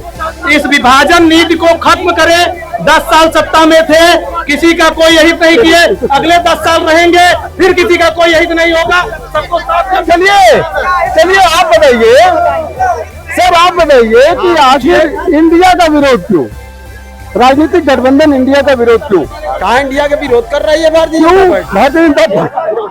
सर हमारी बात। एक पहलवान ने 10 लोग इकट्ठा हो रहे हैं सामने, अगर उनको भय नहीं होता तो एक आदमी एक लड़ता है एक आदमी से, 10 लोग इकट्ठा को लड़ रहे हैं। तो बताइए तो ये क्यों न्याय है? बताइए। बिल्कुल सर, देखिए ऐसा है, हमारे जो तमाम समाजवादी पार्टी और कांग्रेस के साथी या जनता दल के साथी हैं, ये मानसिक रूप से विक्षिप्त हो गए। अब 2024 जब आएगा तो इनको 25 में हमको कहीं इलाज के लिए ले जाना है। चलिए इलाज के लिए ले जाना है, कांग्रेस को इलाज की जरूरत है ऐसा बोल रहे भाजपा वाले। ये बताइए इंडिया गठबंधन उत्तर प्रदेश में कैसे सफल होगा? समाजवादी पार्टी पहले जो है, उसके पहले समाजवादी पार्टी कांग्रेस और आरएलडी है, बसपा के समर्थन के साथ भी इतना सफलता नहीं मिली, तो कैसे सफल होगा? नहीं, इस समय जो है जो जनता को बरगलाया गया था वो जनता समझ चुकी है कि हम लोग इनके जो फूट डालने की नीति है उसको बंद करके हम लोग इकट्ठा होकर और इंडिया को जिताने का काम करेंगे और 2024 के बाद बीजेपी को यहाँ से भगाने का काम करेंगे। 2024 में। आप बताइए सर, इंडिया का क्या जो है समीकरण बन रहा है? इंडिया में समाजवादी पार्टी बड़ी पार्टी है, उसके अलावा कोई बड़ी पार्टी है नहीं। समाजवादी पार्टी ने बसपा से जब समझौता किया था तब तो सफल हो नहीं पाई, तो इंडिया का यूटोपिया नहीं है उत्तर प्रदेश में। जहां तक समाजवादी पार्टी की बात है, उत्तर प्रदेश में निश्चित रूप से सबसे बड़ी पार्टी है, विपक्ष की पार्टी है और माने अखिलेश यादव जी का दिल बहुत बड़ा है। गठबंधन बहुत ही मन से और बहुत ही विवेक से। मैं सफलता की बात कर रहा हूँ, कहीं समीकरण है? बिल्कुल समीकरण है, पूरी तरीके से समीकरण है, एक एक सीट का समीकरण है, सारी बातें तय हो गई। चलिए मैं एक मिनट, आप बताइए नीतीश कुमार इंडिया के सफलता के लिए बड़ा मेहनत कर रहे हैं, क्या समीकरण है? सपा बसपा के गठबंधन में नहीं सफलता मिली तो यूपी में क्या होगा? 80 सीट है यूपी में। हाँ बोले समीकरण अगर आप देखना चाहेंगे तो आपको यही दिख जाएगा। समीकरण अगर आप देखना चाहेंगे तो आपको यही दिख जाएगा, 75% इंडिया, 25% एनडीए। अरे वो तो नहीं आ पाएगा। 1 मिनट। और ये कहते हैं कि अकेला मोदी 38 साथियों को लेके चलने वाला मोदी, लेकिन 38 साथियों को कुछ न समझने वाला मोदी कहता है मैं अकेला हूँ, मतलब 38 को कुछ समझते ही नहीं हो आप, उनकी कोई इज्जत। चलिए मैं जनता से भी बात कर लेता हूँ। चलिए आप बताइए क्या इंडिया सफल होगा? बिल्कुल निश्चित रूप से। चलिए आप बताइए, आप युवा हैं, इंडिया का क्या मतलब समझते हैं? पूरा बहुमत से सरकार पूरे भारत में इंडिया सरकार बनाएगी। अच्छा चलिए ठीक है, आप बताइए इंडिया गठबंधन कितना सफल होगा? इंडिया गठबंधन 100%। आप बताइए। इंडिया गठबंधन 100% नहीं 110% सफल होगा। अच्छा, बाहर से भी लाएंगे। तो आप बताइए इंडिया गठबंधन कितना सफल होगा? भारतीय जनता पार्टी पूर्ण बहुमत में आएगी, इसी बात को नोट कर लीजिए और आगे फिर जब डेटा जाएगा तब बात करिए। कर्नाटक है, बिहार है, बंगाल है, सब देख लीजिए, लेकिन लास्ट में मोदी जी प्रधानमंत्री बनेंगे। मोदी जी प्रधानमंत्री। इंडिया गठबंधन की स्थिति वही है कि बिलार के घर में घंटी कौन बांधे। सारा विपक्ष जो इंडिया के गठबंधन के लोग हैं अलग अलग खड़े हुए हैं और इंडिया वाली बात जहाँ है, इंडिया ऑलरेडी पहले से है, भारत पहले से है। ये लोग इंडिया के नाम पर जो है भ्रम कर रहे हैं। जिसके घर का मुखिया सही होता है उसी का जो है विकास होता है। हमारे मुखिया मोदी जी हैं, तो हम उसी के आधार पर जो है चल रहे हैं। अभी आपने कहा है कि 35-38 लोगों को लेकर, तो वो मुखिया मान रहे हैं ना उनको, इसीलिए सब उन्हीं के मार्गदर्शन पे चल रहे हैं। इंडिया का मुखिया कौन है? अभी आ रहा हूँ। मैं आपको दावे से कह रहा हूँ इंडिया का गठबंधन नहीं होगा, नहीं होगा, नहीं होगा। अभी गठबंधन पर भी चलते हैं। हाँ आ रहा हूँ। ख्वाब देखना सबको चाहिए, ये ख्वाब देख रहे हैं, ख्वाब कहीं पूरा होता है ये बताइए। नहीं पूरा होता है बताइए। मेरा सवाल तीनों प्रवक्ताओं से है कि ये इनकी जब सरकार आई है तो इन्होंने फूलपुर के साथ अन्याय क्यों किया, इसका विकास क्यों नहीं हुआ। मैं स्थानीय मुद्दों पर आऊंगा, अभी तुरंत रुक जाइए थोड़ा सा। आप बताइए, इंडिया सफल होने जा रहा है? नहीं सर, बिल्कुल सफल होगा जो है। अच्छा, मैं आ गया, बताइए इंडिया सफल होगा? व्यापारियों के शोषण किया जा रहा है, गब्बर टैक्स लगाकर पूरे व्यापारी बर्बाद हो गए हैं, चारों तरफ दुकान बंद हो गई होती जा रही है। बताइए कैसे किया जा रहा है? चलिए, गब्बर सिंह टैक्स लगाया जा रहा है, बताइए। आपको सर बोलना चाहते हैं, इस देश से बाहर तुम्हारा कुछ नहीं, इस देश से बाहर तुम्हारा कुछ नहीं, इस देश से बाहर हमारा कुछ नहीं, अब मिलकर ही देश बचाएंगे क्योंकि इस देश से प्यारा कुछ नहीं। चलिए आप बताइए सर। इंडिया से अगर डरते ना तो जगह जगह हिंदू मुस्लिम राइट न कराते। सीधा असर है कि बीजेपी में कोई दम नहीं है, राहुल गांधी में दम है। अभी एनडीए के लोग 24 में इनको दिखा दिया जाएगा। सर, अभी एनडीए के लोग ये कह रहे थे कि हम जीतेंगे पूरा हिंदुस्तान, लेकिन जहां आप हैं, जहां ये मंच है, जो इस मंच पे ये हार चुके हैं, तो ये हिंदुस्तान कैसे जीतेंगे मुझे बताइए। हाँ बताइए। जब ये मंच ही हार चुके हैं, ये यही नहीं जीत पा रहे हैं, तो लोकसभा 256 मैं आता हूँ सर, आप बताइए इंडिया गठबंधन का वो बताइए, छोड़ दीजिए, मैं एक लाइन में कहना चाहेंगे कि 85% की जो बात करेगा वही जीतेगा, 15% वाले हार चुके हैं, जमीन खिसक चुकी है। इस समय चुनाव जो है 15-85 का होगा। अच्छा, इस समय बीजेपी जो है एकदम ध्वस्त हो रही है, तमाम आपसी विवाद करा के। भाजपा अपने घमंड में चकनाचूर है, फूलपुर लोकसभा से लेकर पूरे यूपी में इंडिया जीतने जा रही है। आप चुनाव की बात कर रहे थे, एक मिनट बोलने दीजिए, बोलिए। अभी फूलपुर के सांसद माननीय केसरी देवी पटेल जी हैं, उनसे पूछिए 4 साल बीत गया, वो कब दिखी क्षेत्र में नहर में पानी आया, बिजली आया, कौन मर रहा है, कहाँ दवाई है, कहाँ पढ़ाई है, कहाँ शिक्षा है, ये सब भ्रष्ट है। और ये 15-85 जो बात कर रहे हैं, 85-15 वाले में पूछना चाहता हूँ कि दूसरे के ऊपर ब्लेम लगे। एक आप पत्रकार हैं, अभी एक भाई को गोली मार के हत्या कर दी, कि आप लोगों ने कुछ बोला? आप मीडिया के लोग हैं, पहले आप जवाब दे दीजिए। एक भाई को गोली मार के हत्या कर दी गई, कितने पत्रकार बोले? पहले आप जवाब दे दीजिए। बोले छापा गया, अगर ज्यादा बोलोगे जेल भेज दिए जाओगे, इसलिए आप भी पावर का आदमी हो, आप भी प्रधानमंत्री का आदमी हो, आप अमित शाह का आदमी हो। लाल किशन आडवाणी के साथ अन्याय किया गया, मुरली मनोहर जोशी के साथ अन्याय किया गया, कितने लोगों के साथ अन्याय किया गया। मैं आ रहा हूँ सर, आप बताइए इंडिया गठबंधन कैसे सफल होगा? बहुत बढ़िया सफल होगा। कैसे होगा? आधार क्या है? आप भी तो देख रहे हैं। एक मिनट आप बैठिए। जैसे ईडी सीबीआई का छापा पड़वा रहे हैं, तो उसका परिणाम यह हो रहा है कि सब अपने आप संगठित होकर के इनको हराने का काम करेंगे। चलिए, अभी किसी ने कहा कि 15 और 85, इस पर तो मैं जो है सपा से राय लेना चाहूंगा। जब समाजवादी पार्टी और बहुजन समाज पार्टी का गठबंधन हुआ था 2019 में, तब भी अखिलेश जी 15-85 कह रहे थे, और आज की तारीख में ये देखा जा रहा है कि निषाद पार्टी से, अपना दल यश से, और जो है क्या कहते हैं कि गठबंधन ओपी राजभर से गठबंधन भाजपा ने किया हुआ है। तो आप बताइए 85 का मतलब खाली यादव बिरादरी होती है क्या? नहीं, 85 के यादव होते हैं क्या? फिर कैसे पाएंगे 85? 85 का मतलब होता है हम लोगों का जो फोकस होगा 85 को होगा, बाकी सभी लोगों को। तो ये निषाद बिरादरी 85 में नहीं है? क्यों नहीं है? पटेल बिरादरी 85 बिल्कुल सब लोग है। चलिए मैं आता हूँ उस पर, मैं आता हूँ। अरे चलिए प्रधानमंत्री के चेहरे पर बात कर लेते हैं। आप लोगों को 2024 में मोदी चाहिए या कोई और चाहिए, इस पर? अरे मैं आ रहा हूँ, आप बोलिएगा, आप बोलिएगा। अरे यार हद होती है। लीजिए डाइस में करिए पत्रकारिता, मैं आ रहा हूँ ना, मुझे बात बोलने देंगे कि नहीं? चलिए, कांग्रेस नेता हलीम अंसारी से हम पूछना चाहेंगे, 2024 में कांग्रेस की तरफ से प्रत्याशी प्रधानमंत्री चेहरे कौन होगा? करीब करीब ये क्लियर हो चुका है, सभी लोगों ने जो है संकेत भी दे दिया है। हाँ बोलिए, नाम लीजिए। माननीय राहुल गांधी जी को देश का प्रधानमंत्री बनाया जाएगा। इंडिया गठबंधन तय करेगा कि कांग्रेस तय करेगी प्रधानमंत्री? इंडिया गठबंधन के तहत तय किया जाएगा। बहुत ढेर सारे चेहरे हैं, नीतीश है, राहुल है, ममता है, शरद पवार है, कैसे आप राहुल जी को ही कह रहे हैं? वो आपस में बैठ के हम लोग समझ लेंगे। चलिए, क्या 2024 में सपा से चेहरा जो प्रधानमंत्री का या इंडिया से अखिलेश जी होंगे? सबसे पहले जो लोकतांत्रिक व्यवस्था है, उसमें तानाशाही नहीं होती कि यही सब कुछ है।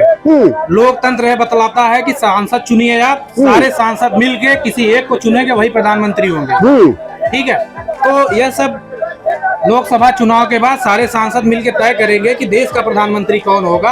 हम लोगों के पास बहुत सारे चेहरे हैं, ठीक है, उसमें नए एज के भी हैं, अनुभवी भी हैं, महिला भी हैं, सभी में से। चलिए, भारतीय जनता पार्टी के पास तो कोई विकल्प होगा नहीं। भारतीय जनता पार्टी के पहले से तय था, तय है, तय रहेगा। मैं इंडिया गठबंधन को लेकर एक बात बताना। हाँ, बोलिए।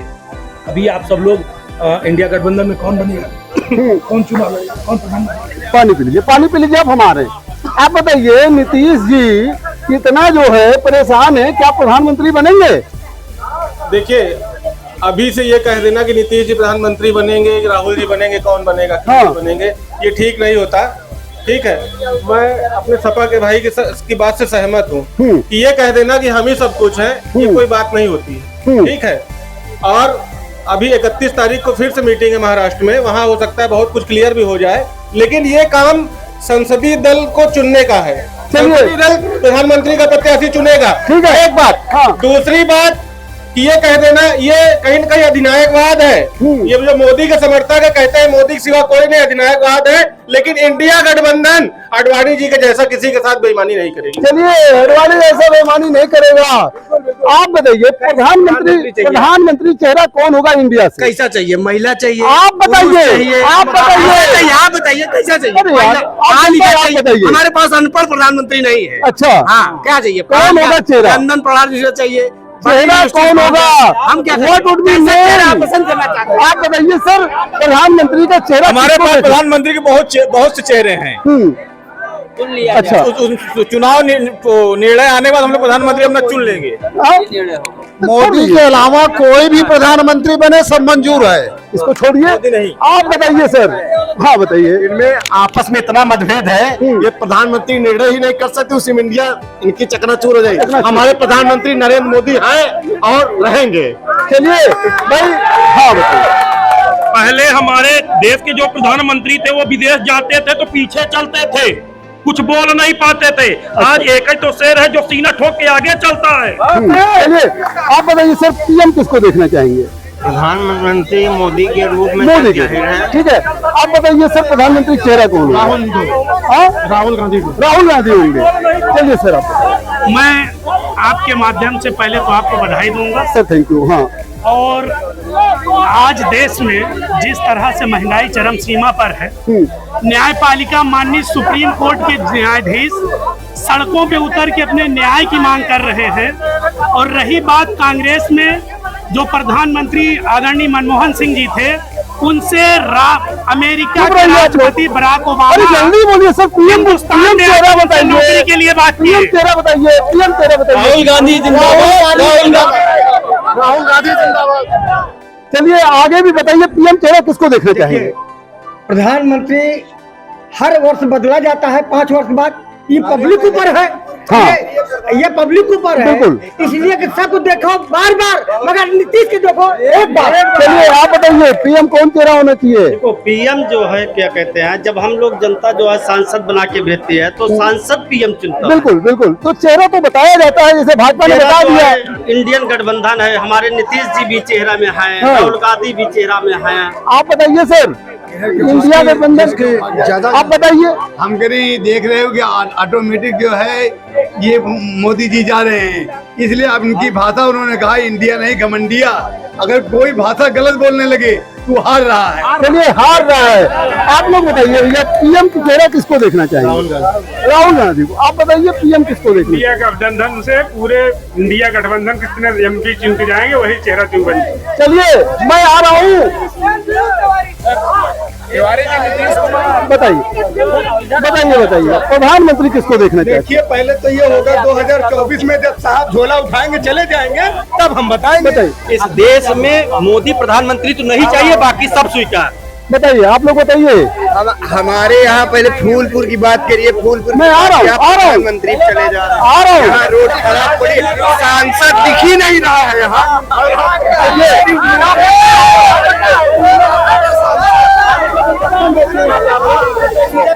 प्रधानमंत्री आपके एक मिनट पहले सुन ले। 256 है, 256 है। पहले पहले जानिए, बैठिए। पता नहीं है, पता नहीं कैसे देख लेंगे। मेरे पास एक मिनट सर, अरे यार मेरे पास ये छोड़ो यार, चलिए देखिए एक मिनट, नौजवानों की बात करो भैया। एनडीए अपना बता दे, हमने तो मोदी जी को चुना। चलिए ठीक है, एनडीए अपना बता दे, वो इंडिया अपना बता दे जो बता नहीं पा रही। हाँ, ये अगर ये कह रहे हैं कि एनडीए ने बता दिया, तो ये भी ऑप्शन बता दे कि कैसा प्रधानमंत्री चाहिए। एनआईटी में पढ़ा हुआ प्रधानमंत्री चाहिए, विदेश से पढ़ा हुआ प्रधानमंत्री चाहिए, कि चौथी पासी प्रधानमंत्री चाहिए। अरे भाई मोदी भी तो एमए किए हुए हैं, उनको दिखानी पड़ गई अपने। चलिए मैं देख लीजिए, आप लोगों को बता दूं, मेरे हाथ में एक कागज है, इसमें 4 पेज है। अभी मैं प्रदेश सरकार पे बात करूंगा, फिर स्थानीय मुद्दों पर भी बात करूंगा, स्थानीय सांसद पर भी बात करूंगा। लेट गिव मी टाइम, अभी टाइम है, आप लोग इंतजार करिए, है ना। चलिए अब मैं प्रदेश सरकार पे बात करना चाहता हूँ।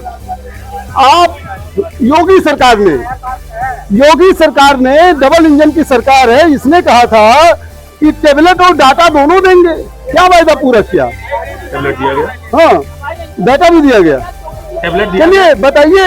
अरे भाई विपक्ष तो ये कह रही है कि गड्ढा मुक्त सरकार, गड्ढा मुक्त सड़क की बात किया था, सारी सड़कों में गड्ढे हैं। सारी सड़कों में गड्ढे नहीं है। हाँ।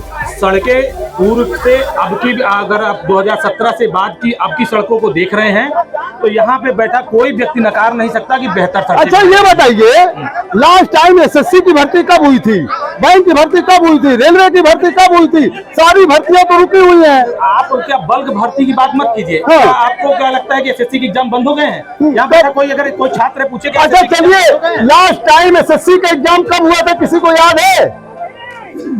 देखिए यहाँ पे बैठा हर जो छात्र अगर वो शिक्षा से संबंधित है, तो उसको यह पता है कि सरकार के द्वारा समय समय पे छोटे छोटे स्तर पे जो है छोटी छोटी परीक्षाएं आयोजित करके, और हर गांव हर क्षेत्र में कोई न कोई छात्र नौजवान रोजगार से संबंधित हो रहा है, कोई न कोई नौकरी पा रहा है, सरकारी नौकरियों में जुड़ रहे लोग। आप बल्क नौकरियों की बात करके इन लोगों को रोजगार के नाम पे गुमराह करने का यूपी सरकार ने अपने अपेक्षाओं पर खरी उतरी है। बिल्कुल निश्चित तौर पर अपनी अपेक्षाओं पे निश्चित तौर पर खरी हुई है, 100% खरी है। आपको बेहतरीन कानून व्यवस्था देने का काम कर रहे हैं, बेहतरीन बिजली व्यवस्था दे रहे हैं, हर घर नल योजना के तहत हर घर पानी पहुंचाने का काम कर रही है। वो सरकार है जिसने हर गरीब अंतिम पंक्ति के अंतिम व्यक्ति से लेकर के आगे बैठने वाले तक की चिंता की है। चलिए डॉक्टर साहब ये बताइए, भाई विपक्ष चाहे जो कहे, योगी सरकार का कहना है कि कानून व्यवस्था दुरुस्त है। अरे आप लोग क्या कर रहे हैं? चुप रहिए, बोलिएगा नहीं। हाँ डॉक्टर साहब आप बताइए, भारतीय जनता पार्टी का कहना है कानून व्यवस्था दुरुस्त है, बुलडोजर से माफियाओं के घर गिरा दिए जा रहे हैं, और या तो जेल में या ऊपर हैं। फिर आप बताइए योगी सरकार से क्यों जो है आप असंतुष्ट हैं? तो भारतीय जनता पार्टी को वास्तव में संविधान पे, कानून पे भरोसा नहीं है, उसको बुलडोजर पे भरोसा है। वो दहशत फैला के बताना चाहती है, टेरर फैला के बताना चाहती है कि मैं शासन कैसे। इसे कानून व्यवस्था दुरुस्त तो है, कानून व्यवस्था माफिया जेल में बाहर है। नहीं, माफिया जेल में बाहर है, अपराध कैसे हो रहे हैं? माफिया या तो भाजपा में है, ठीक है, या तो नहीं है। माफिया या तो भाजपा में, भाई भाजपा वाले जवाब दे, क्या माफिया भाजपा में है? कोई अगर नाम बता दे, जितने सुनिए,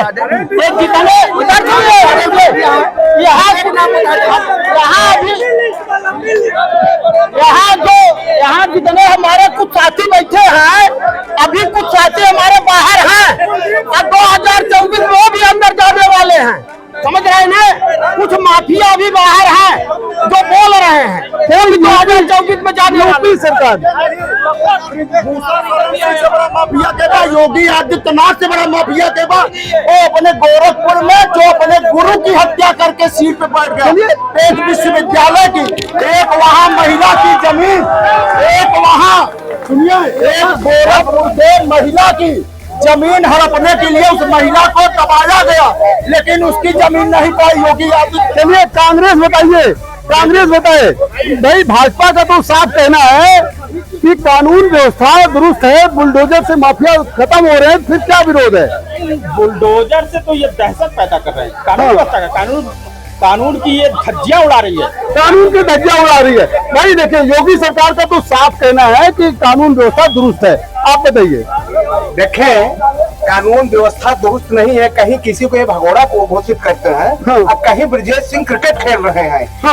ये दोहरा व्यवहार, ये अपनों को बताते कहीं बुलडोजर चला रहे हैं और राजा भैया को फ्री छोड़े हुए हैं। चलिए बताइए, माफिया समाप्त हो गए? माफिया तो दिन दहाड़े टहल रहे, घटनाएं कर रहे हैं। अच्छा, माफिया युक्त प्रदेश हो गया है। माफिया युक्त प्रदेश। आप क्या बुलडोजर से तो माफिया करवाया जा रहा है, आतंकवादी पैदा किया जा रहा है, सरकार के संरक्षण में सब कुछ हो रहा है, तो कैसे कहेंगे आप? इधर आइए। हाँ चलिए, इनका सर आप बीजेपी गुंडा पैदा कर रही है, क्योंकि गुंडा की सरकार है तो गुंडा पैदा कर रही है। ये पहले गुंडों की सरकार है। आप बताइए कितना सहमत है?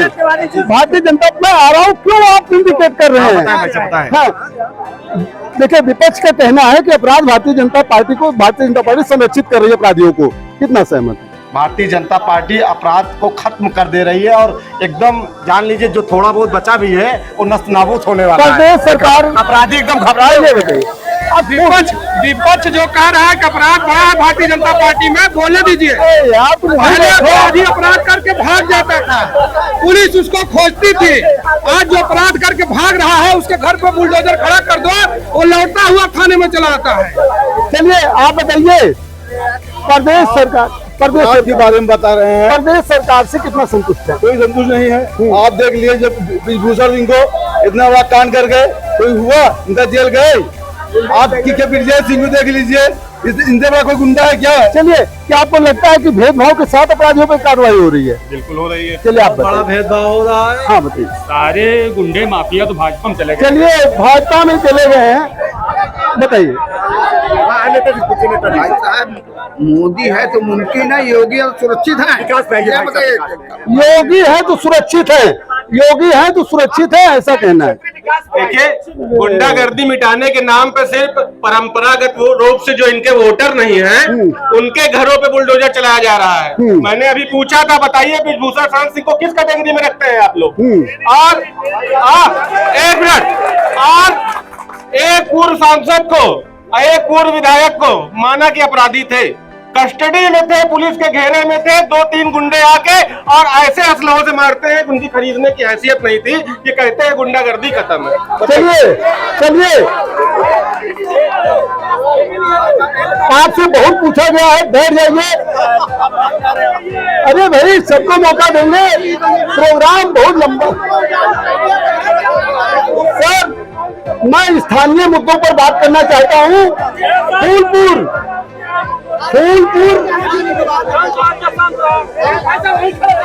क्या कहना चाह रहे हैं? प्रवीण सिंह पटेल विधायक हैं, कितना काम किया है? मैं पूछ रहा हूँ, काहे परेशान है? अरे मैं उसी पे आ रहा हूँ यार, आप लोगों के कहने से आएंगे? फालतू बात करते हैं। चलिए आप स्थानीय मुद्दों पर मैं बात करता हूँ। फूलपुर की अगर बात करें, पहले एक बार कानून व्यवस्था की बात हो रही थी, सब लोग बहुत। हाँ बता दीजिए। कानून व्यवस्था में मैं आपको बताऊं, यहाँ पे समाजवादी पार्टी का इतिहास रहा है। समाजवादी पार्टी ने माफियाओं को टिकट देकर माननीय बनाने का काम किया। भारतीय जनता पार्टी से निर्वाचित सदस्य के ऊपर इस बात का आरोप नहीं है कि वो किसी प्रकार का कोई माफिया है। यहाँ पे निर्वाचित होने वाला व्यक्ति एक सम्मानित व्यक्ति रहता है, वह जनता के बीच में निरंतर कार्य करने वाला। बहुजन समाज पार्टी का भी इतिहास रहा कि उन्होंने माफियाओं को बढ़ाने का काम किया। भारतीय जनता पार्टी को इस तरह का आरोप नहीं लगाता। चलिए बताइए डॉक्टर साहब, सपा के ऊपर आरोप है कि माफियाओं को माननीय बना दिया। अतीक अहमद सपा से ही सांसद थे। जनता पार्टी में सबसे ज्यादा एनसीआरबी के आंकड़े हैं कि भारतीय जनता पार्टी में सबसे ज्यादा अपराधी विधायक और सांसद हैं, आप जानते हैं। चलिए मैं इधर आता हूँ, बताइए आपकी पार्टी का तो यहाँ अस्तित्व तो नहीं है, लेकिन क्या आप सहमत हैं? देखिए, मेरी पार्टी का अस्तित्व तो आप कैसे नकार सकते हैं? इंडिया को बनाने में ही सबसे बड़ी मेरी पार्टी का की सबसे बड़ी भूमिका है। आप मुझे बताइए, इनका मुखिया ही अपराधी है, जो अपनी सरकार में अपने मुकदमे हटवाए, उससे बड़ा अपराधी कौन हो सकता है? चलिए आप आइए। आप मैं स्थानीय मुद्दों पर बात करता हूँ। मैं स्थानीय मुद्दों पर बात करना चाहता हूँ। अभी सूचना आई है, मैं स्थानीय मुद्दों पर बात करूंगा। मैं पहले नेताजी से पूछूंगा, अब फिर उसके बाद आप लोगों से पूछूंगा। वो एक बहुत छोटे से ब्रेक पर।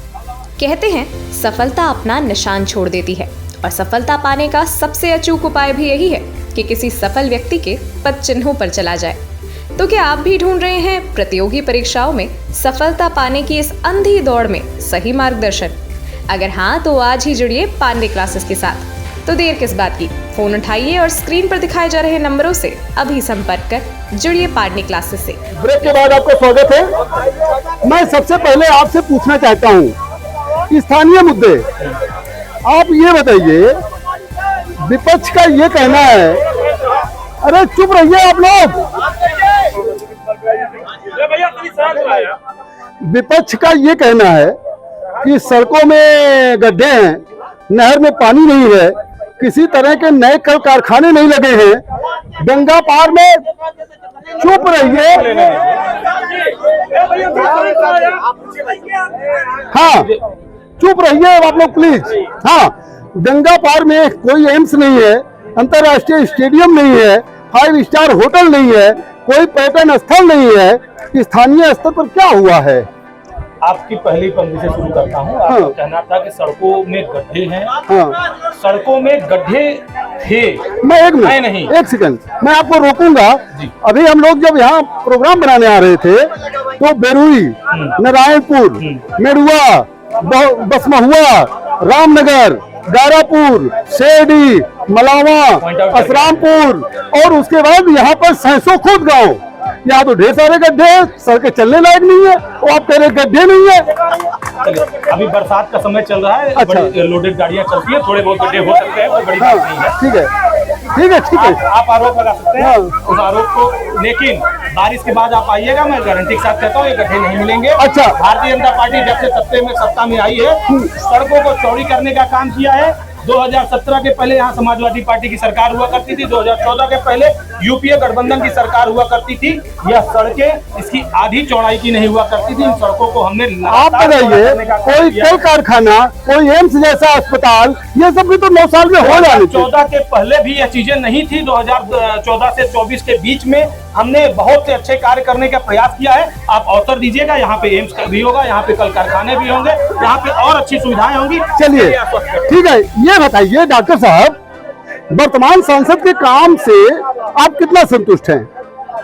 भाई उन्होंने देख लीजिए, सुन लीजिए, उन्होंने सड़क बनवाई, फ्लाईओवर बनवाया, अंडरपास बनवाया, जमीन नहीं तो एम्स भी बन जाता, अंतर्राष्ट्रीय स्टेडियम भी बन जाता। आखिर क्या चाहिए आपको? सबसे पहले मैं बुनियादी बात करूंगा।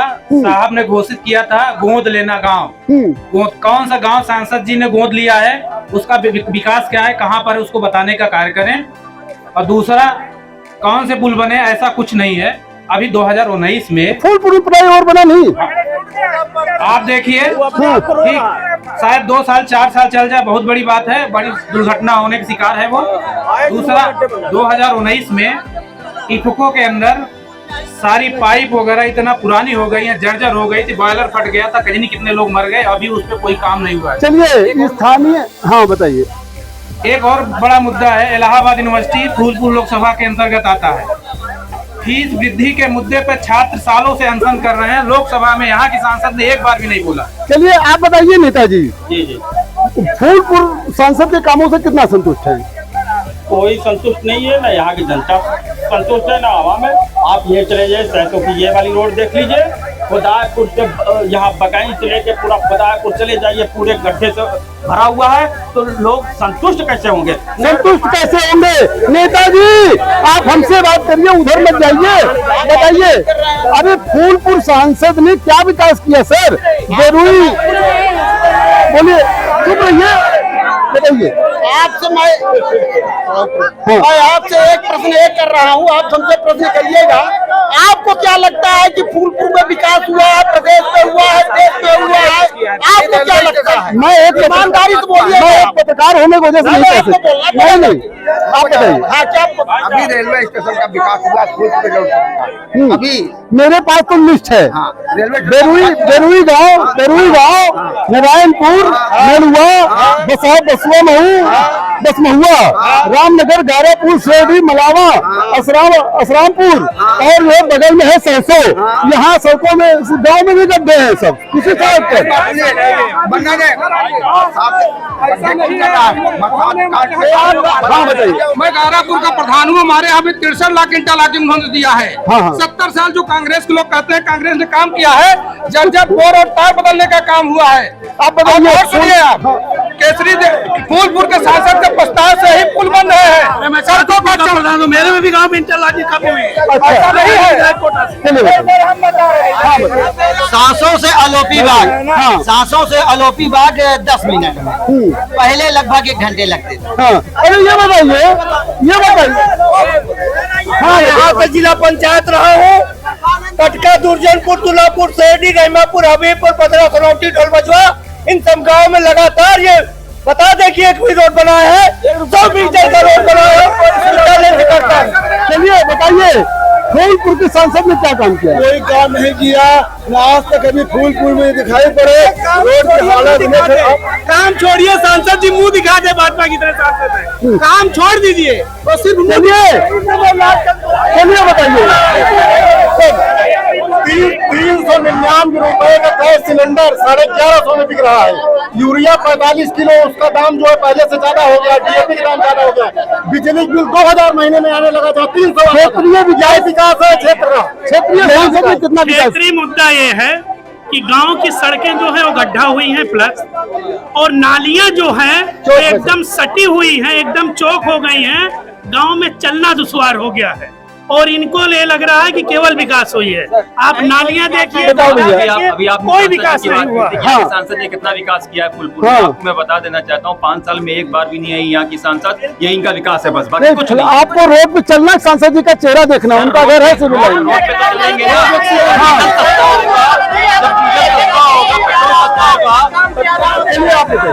आप बताइए, स्थानीय मुद्दे क्या है? स्थानीय मुद्दे पूरी तरह से फेल है। सांसद जी न दिखती है, न काम दिखता है। केवल जब वोट लेना रहता है तो आती है, वोट मांगती है, कहीं कोई भी काम नहीं। पूरा लोकसभा क्या बताना है बताइए। फूलपुर सांसद जी को देखे तो पता नहीं कितने साल बीत गए, नई बात ना एक काम हुआ है। आज चौराहा की लाइट तो हमारे विक्रम भैया जो थे बनवाए थे, आज तक वो भी नहीं बन पाई दोबारा। दूसरी बात, अब अभी कुछ महान बोलो बाजार कह रहे थे, आके बाजार चल के दिखा देंगे आपको। वहाँ तक आज तक रोड नहीं, पानी भरा हुआ है।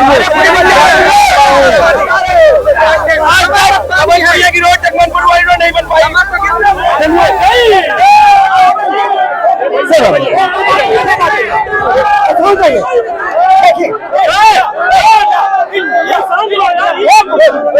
देखिए, लोग कहते हैं कि सांसद और विधायक और सबसे बड़ा मान होता है फूलपुर संसदीय क्षेत्र, जो कि पहला ही प्रधानमंत्री यहाँ बन जाता है, अन्यथा कहीं जाता नहीं है। और दूसरी बात, विकास के लिए वर्तमान सांसद के कामों से कितना संतुष्ट है? भूमिका न बनाइए, मेरी बात सुनिए, सीधा बताइए। मेरी बात सुनिए।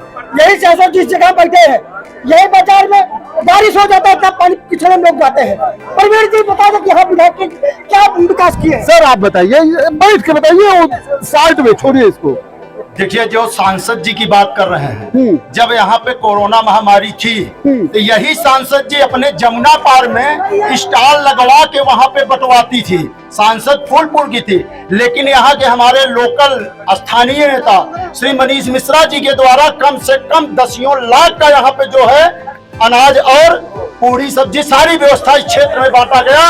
और यही के सांसद जो फूल ये जमुना पार में बांटे, जो स्थानीय यहाँ के लोकल नेता थे, फूलपुर स्थानीय जो नेता थे, लोकल जो नेता थे, ये सब अपने घरों को भरना प्रारंभ किया। बताइए, डीएम साहब ने हमें अवार्ड दिया था कोरोना काल में, मैंने लोगों तक खाना पहुंचा, मनीष मिश्रा जी का देन था। अच्छा, आप बताइए। हाँ, फूलपुर सांसद माननीय सांसद जी के पास फूलपुर में तिसौड़ा गाँव है, रेलवे क्रॉसिंग इसको फैक्ट्री को बहुत बड़ा मुद्दा है, आपको बताइए।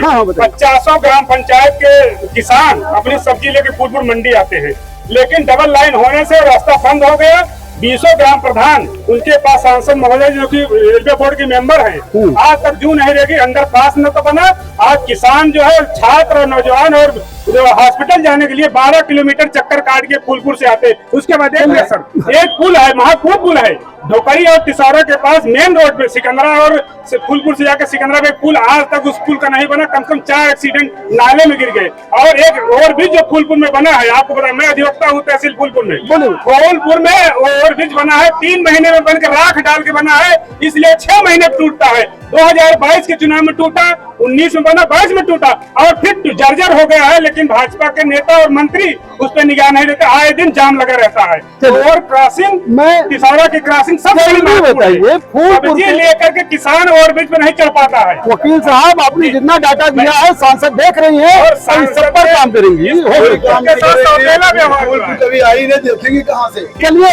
चलिए ठीक है। अरे भाई देखिए, अंधेरा होता जा रहा है। आप प्रधान है, माननीय माता श्रीमती केसरी देवी पटेल के मुकाबले कोई इलाहाबाद नेता नहीं है। कोई आके अंधा है तो उससे ये कुछ नहीं कर सकता है, लेकिन केसरी देवी बढ़िया कोई नेता नहीं, कोई नेता नहीं है। आप बताइए। हाँ, एक सेकंड बताइए, फूलपुर सांसद ने कितना काम किया है? बहुत काम किया है। अब जिसको न दिखाई पड़ता है, इसीलिए दिन में भी देखिए बाइक में लाइट जलती रहती है। बाइक में दिन में। हाँ बताइए। हमारे फूलपुर क्षेत्र में कभी किसी पार्टी ने विकास नहीं किया, किसी भी ने। न तो यहाँ स्ट्रीट लाइटें लगी, न तो यहाँ एक लाइट लगी हुई है, वो नीचे आई। बोलिए, फूलपुर सांसद के कामों से कितना संतुष्ट हैं? कोई संतुष्ट नहीं। भैया हमारे यहाँ बगल में ककरा है। हाँ। और पिछले 20 साल से कम 1000 गाय आती है, रात भर किसान रखता है। हाँ। गाय और साल से पूरा फूलपुर परेशान है। 20 साल से? अब 20 साल से। 20 साल से ना? 20 साल। अभी तो ये, अरे तो भैया ही कह के आए थे कि अच्छे दिन लागे थे, अच्छा दिन है। 20 साल। ये एमएलए एमपी यहाँ के जो हैं, एक खाली सरकारी जमीन को कब्जा करवाने का काम कर रहे हैं, थाने पे दलाली का काम कर रहे हैं। चलिए 1 मिनट, बहुत इम्पोर्टेंट। अच्छा चलिए, आप अपनी बात रख दीजिए। बहुत अंधेरा होता जा रहा है। देखिए, अंधेरे की चिंता आपको भी सता रही है। हाँ। 4-5 दशकों पुराना ये विद्यालय है जहां आप खड़े हैं, लेकिन आपको अंधेरे की चिंता सता रही है। ये विकास है, ये अंधेरे वाले। चलिए, ये तो नेचुरल, ये तो प्राकृतिक है। मैं आता हूँ। देखिए, बहुत इम्पोर्टेंट क्वेश्चन है आप लोगों के लिए, पूरी पब्लिक के लिए, कि यहाँ का अगला सांसद कौन होगा, किस पार्टी से कौन होगा। मैं इस पर आता हूँ। चलिए, कांग्रेस बताए, कांग्रेस के पास कौन चेहरा है? प्रियंका गांधी, मनीष मिश्रा या खुद हलीम अंसारी? प्रियंका गांधी सर्वप्रथम फूलपुर की जनता जो है यहाँ चाहती भी है, क्योंकि पंडित जवाहरलाल नेहरू प्रथम प्रधानमंत्री फूलपुर से जीते थे और प्रथम प्रधानमंत्री बने थे। और हम चाहते हैं कि फूलपुर जो है दिल्ली से डायरेक्ट जुड़े, ताकि यहाँ का विकास हो, यहाँ की फैक्ट्रियां लगे, यहाँ के नौजवान और उद्योग सब जो है जुड़े हुए हैं। इसलिए मैं चाहता हूँ कि फूलपुर का विकास हो, प्रियंका गांधी। चलिए, आप बताइए, समाजवादी पार्टी से कृष्णा पटेल, नीतीश कुमार, धर्मराज पटेल या पल्लवी पटेल या पंकज निरंजन? यह तय करने का काम राष्ट्रीय नेतृत्व का है। और जहाँ तक तय करना है तो सबसे पहले गठबंधन में सीट किसके पास आती है और कौन नेता होता है, किसको टिकट मिलेगा, या शीर्ष नेतृत्व तय करेगा। नीतीश कुमार के भी आने की संभावना है। सपा अपना प्रत्याशी नहीं उतारेगी? कुछ भी हो सकता है, कोई भी आ सकता है। चलिए, मैं आपसे बाद में बात करूंगा। आप बताइए, नीतीश कुमार जी को क्या फूलपुर से लड़ाएगी आपकी पार्टी? नीतीश कुमार जी के लड़ने की चर्चा बहुतायत में है, बहुत ज्यादा है और बहुत संभावना है। लेकिन अगर वो लड़ेंगे तो बहुत भारी बहुमत, अभूतपूर्व बहुमत से जीतेंगे। एक बात। दूसरी बात, वो बड़े नेता है, अगर वो नहीं निर्णय लेते यहाँ से लड़ने से, इंडिया गठबंधन से जो भी लड़ेगा उसको हम लोग जिताएंगे। चलिए, मैं भारतीय जनता पार्टी से पूछता हूँ, केसरी देवी पटेल जी अभी सांसद हैं, अगर उनका विकल्प खोजा जाए तो कौन अच्छा हो सकता है? डॉक्टर विक्रम पटेल या दीपक पटेल? यहाँ पर नाम लेना एक संगठन के कार्यकर्ता के नाते कतई उचित नहीं है। मैं आपको सिर्फ इतना आश्वस्त कर सकता हूँ कि फूलपुर लोकसभा से पुनः कमल के फूल के सिंबल पे आने वाला व्यक्ति ही निर्वाचित होकर लोकसभा में बैठेगा। और यह एकदम तय है, वह कोई भी व्यक्ति हो सकता है, वह विक्रम पटेल हो सकता है। चलिए, मैं जनता से बात कर लेता हूँ। आप लोग बता दीजिए, फूलपुर से किसको सांसद देखना चाहते हैं? नाम बताइए। गठबंधन में किसको? कृष्णा पटेल, नीतीश कुमार, पल्लवी पटेल, पंकज निरंजन। फूलपुर की जनता इस बार देश को प्रधानमंत्री चुनने का काम करी प्रधानमंत्री। इस डिबेट में इंडिया जीती और क्या नाम है इंडिया हारा, हमको लगा। चलिए बताइए सर, अगर बाई चांस केसरी देवी जी का विकल्प खोजा जाए तो कौन हो सकता है फूलपुर में? भारतीय जनता पार्टी से जो भी व्यक्ति चुनाव लड़ेगा, यहाँ बहुत विकल्प हैं। केसरी देवी लड़ेंगे, केसरी देवी के अलावा कोई और देवी देवता लड़ेंगे, जो लड़ेगा वो भारतीय जनता पार्टी का कमल। बताइए केसरी देवी जीतेंगे। बताइए भारतीय जनता पार्टी का प्रत्याशी जो भी रहेगा वो यहाँ से चुनाव जीतेगा। मैं आपको भरोसा और विश्वास दिलाता हूँ। अपने साथियों को भी मैं आश्वस्त करता हूँ, अपने साथियों को जो हमारे समाजवादी कांग्रेस के साथी बैठे हैं उनको भी आश्वस्त करता हूँ कि आप लोग 4-5 महीने की बात है, गला साफ करें। हो गया, आप बताइए। चिंता न भय हो, भाजपा की जय हो। हाँ बताइए, किसको देखना बिना किसी पद पे रहते हुए विक्रम सिंह पटेल ने जितना इस क्षेत्र के लिए काम किया, इसलिए विक्रम सिंह पटेल को इस पर बीजेपी का प्रत्याशी घोषित करना चाहिए। चलिए सर आप बताइए, क्या पल्लवी पटेल यहाँ से चुनाव लड़ेंगे या पंकज निरंजन? न तो पल्लवी पटेल लड़ेंगे न पंकज निरंजन। अगर नीतीश कुमार चुनाव नहीं लड़ेंगे तो माता कृष्णा पटेल चुनाव लड़ेंगे, वो जीतेंगे। चलिए आप बताइए किसको लड़ना चाहिए? पहली बात, मेरा आप इंट्रोडक्शन ले लीजिए। मेरा नाम आप नाम ना बताइए, आप बताइए सांसद किसको लड़ना चाहते हैं? इस लाइफ से चैलेंज कर रसूल ने। सर आप बताइए सांसद कौन होना चाहिए?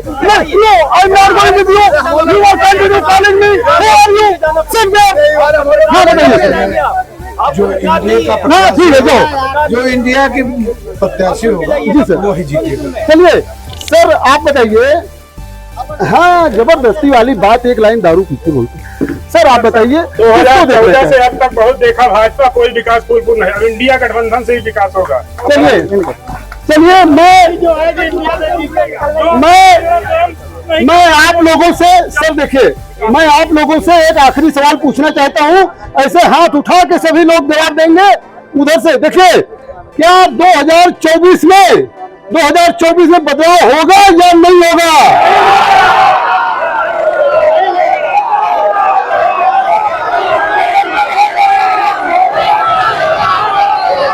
चलिए ठीक है, आप लोगों ने देखा हम लोग फूलपुर में थे, फूलपुर के सहसों में थे।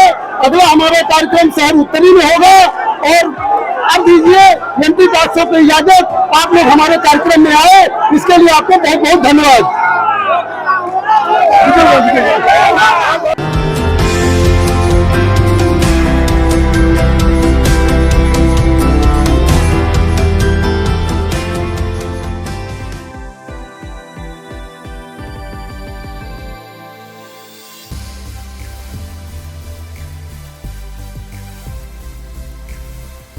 तो भारतीय जनता पार्टी को वास्तव में संविधान पे, कानून पे भरोसा नहीं है, उसको बुलडोजर पे भरोसा है। आज तक बीजेपी पार्टी ने कोई भी वादा पूरा नहीं किया। आज की स्थिति यह है कि सरकार उन्हें जो है 6,000 रुपए साल भर में दे रही है कि भैया आप जो है अपना खाद बीज की जो भी बेसिक व्यवस्थाएं हैं, ये कह देना कि हम ही सब कुछ है, ये कोई बात नहीं होती है। ठीक है, सरकार थी तो सबसे ज्यादा वादा इनसे पूछे कितनी कांग्रेस पार्टी वादा पूरा करती थी, ये बता। 6,000 क्या होता है? कोई किसान है 6,000 भिखमंगा है? 2024 में सबसे बड़ा मुद्दा है नौजवान बेरोजगार घूम रहा है। अब किए हैं, पूरा नहीं किए हैं, किए हैं जो है जैसे नौकरी के विषय में किए थे, उसको भी अभी पूरा नहीं हुआ है। 2024 में इस मुद्दे पे चुनाव लड़ेगी भारतीय जनता पार्टी। जो गुंडों की गुंडई खत्म हो चुकी है, जो गुंडई करते थे वो आज घर के अंदर है। लेकिन शिक्षा खत्म कर दिया, किसान परेशान हो गया, विद्यार्थी परेशान हो गया, सब लोग नौकरी की बाट जो रहे हैं, ये पकौड़ा तलने की बात कर रहे हैं। तो इससे 70 साल में इतना काम किया कि बीजेपी वाले वही बेच करके सारा कार्यक्रम कर